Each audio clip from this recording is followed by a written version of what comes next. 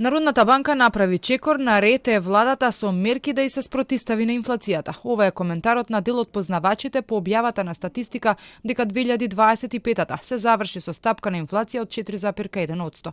Од бројката не се изненадени, но сметаат дека по промените кај благајничките записи кои ги направи НБРМ, а од кои многу зависи колку пари од банките ќе завршат во кредити и како ќе се движи инфлацијата, сега владата треба да се насочи кон решавање на проблемите со цените, особено кај храната во време на вакви геополитички случувања.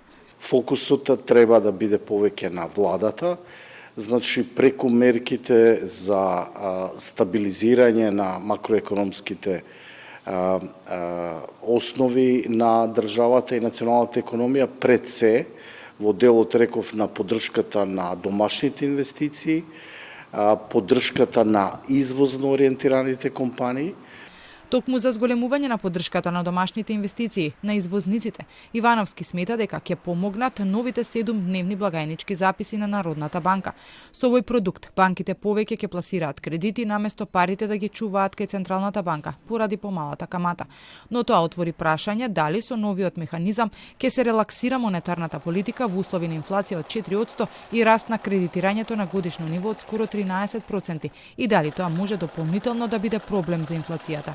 Поддршката на растот е можна преку домашните инвестиции. Ова е уште еден аргумент кој оди во прилог кон мотивирањето на домашните инвестиции да бидат поголеми во овој период, бидејќи Македонија нема друг избор освен остварување на подинамични и повисоки стапки на економски раст.